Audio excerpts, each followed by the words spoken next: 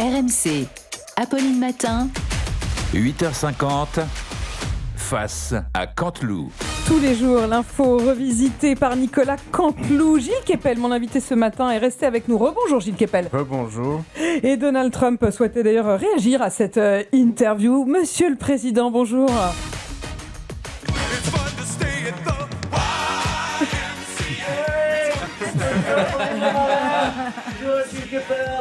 C'est votre président préféré qui vous parle.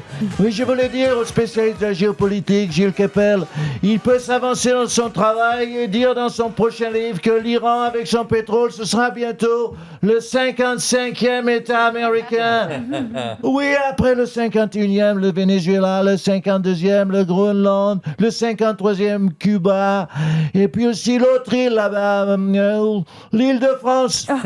Oui, parce que c'est chez nous, Paris. Disney, c'est chez nous. Disney. Mickey, je le connais bien. Sa femme aussi, Minnie, je l'ai connue chez Epstein. Non. Merci Monsieur le Président Donald Trump. Gilles Kepel, vous êtes un expert donc du Moyen-Orient. Merci d'être resté avec nous pour nous éclairer sur la situation très complexe en Iran. Oui, bien écoutez, c'est tout à fait normal. Je suis là pour expliquer le Moyen-Orient à tous les cons qui ne comprennent rien et aux autres qui s'en branlent. Écoutez, la situation est assez limpide. Vous avez la ligne dure de l'ayatollah Ali Khamenei, 86 ans, bousculé, qui pourrait rejoindre Bachar el-Assad à Moscou et ainsi éviter que le Hezbollah, qui servait à attaquer Israël, et les proxys yéménites, bien sûr, de l'Iran chiite, et même chiites d'ailleurs, sunnites d'ailleurs, vous avez raison, même de manière financée par les Saoudiens qataris des Émirats, soient susceptibles d'affaiblir le Hamas, qui a déjà fort à faire, vous le savez, au Groenland, par le biais du canal de Suez que Maduro souhaite obtenir par le biais de la Cisjordanie et des gardiens de la révolution de la Chine septentrionale, dont la Russie est proche, ce qu'on oublie d'ailleurs souvent de préciser. Mais moi, vous savez, je suis un expert et je fais du fast-checking, surtout à l'aéroport. Mais bien entendu, il faut resituer à cela, cher Apolline de Malherbe, dans un contexte géopolitique plus global, avec bien sûr, vous le savez, les dernières décisions du Vanuatu islamique et des îles Fidji, Salafo, alaouites. Que je peux développer si vous le souhaitez. Non, c'est bon, on a bien compris. C'était limpide. Merci Gilles Kepel. C'est fou, en quelques minutes, vous avez réussi à nous rendre le monde plus simple. Alors justement, on va rester sur l'international. Le tour du monde en 80 secondes. On va rester sur l'international avec Donald Trump, son appétit expansionniste. Éric Ciotti souhaitait nous alerter. Monsieur Ciotti, bonjour. Oui, moi je convoite Nice. Et Nice, il faut le dire, est en danger. C'est une terre rare, il faut le dire, gorgée, Monsieur Kepel le sait, de sous-sols et de métaux précieux. Des métaux précieux dans les sous-sols niçois ? Mais oui, dans les cimetières niçois. On en trouve à foison, des dents en or, des hanches en titane, des rotules en cobalt. Ça peut attirer la convoitise de Trump, voilà. Et vous le lirez dans le prochain livre de Gilles Kepel. Nice est une cible. D'autant plus que je suis originaire de Nice et que j'ai grandi dans la circonscription dont Ciotti est le député. Vous ne pensiez pas si bien dire. C'est une très bonne imitation de Kepel. Gilles Kepel imite très bien Gilles Kepel. Très bien. Il est parfait. Je vous écoute. Alors, où en étais-je ? Oui, donc le scénario où oui, c'est une cible, Nice, il a raison. Mais ou alors il y a un autre scénario possible, parce que Trump peut faire aussi enlever le chef de l'État niçois, le tyran Christian Estrosi.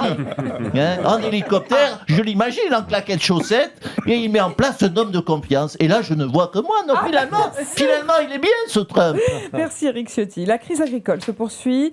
Il y en a un qui n'a pas été beaucoup entendu. Tiens, c'est Jean-Luc Mélenchon. Il n'a pas été trop entendu, Jean-Luc Mélenchon. Et là, vous m'entendez pas, là ? Si, là, c'est bon, là, je vous entends, monsieur Mélenchon. Oui, je parle moins fort aujourd'hui parce que j'essaye de me mettre en mode gentil, parce que vous n'êtes pas sans ignorer qu'une élection présidentielle approche. Donc, il faut changer d'image, paraît-il. Voilà.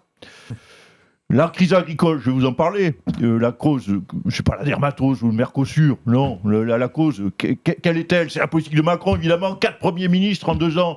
Il y a une forme d'instabilité. Et l'instabilité, évidemment, ça forge la révolte des paysans.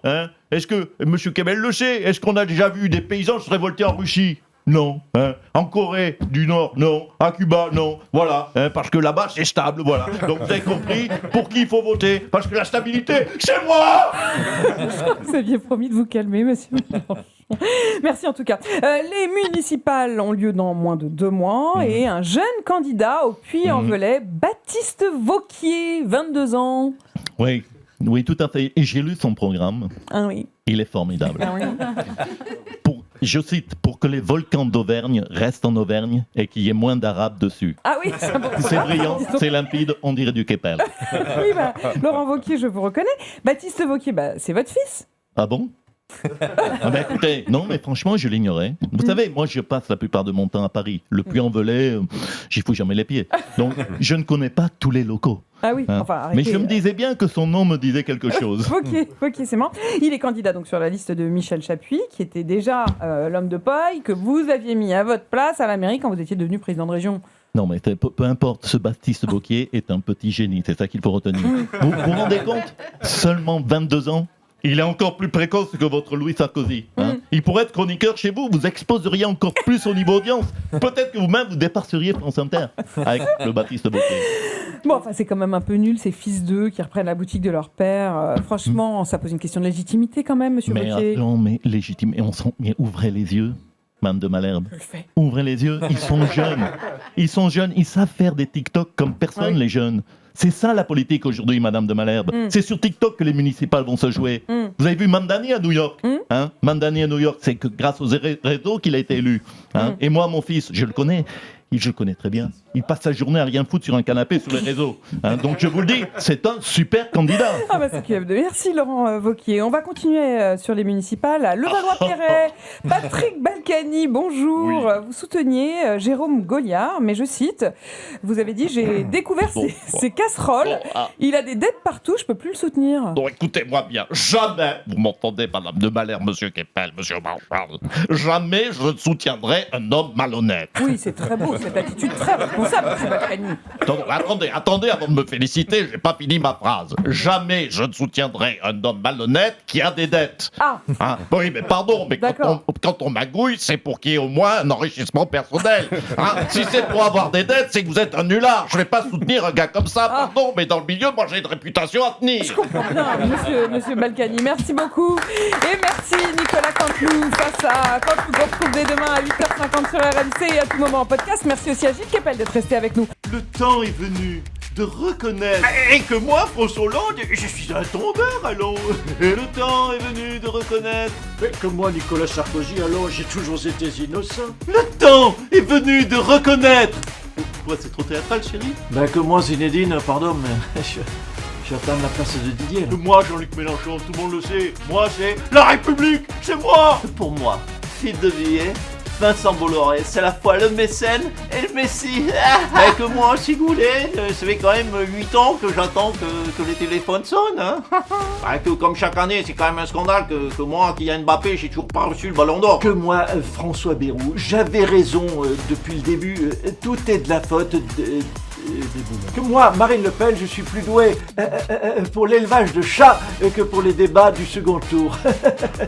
Que pour moi, Didier Deschamps, c'est bientôt fini, mais pour lui, ça y est, ça a déjà commencé. Le temps est venu de se retrouver du lundi au vendredi à 8h50 sur RMC.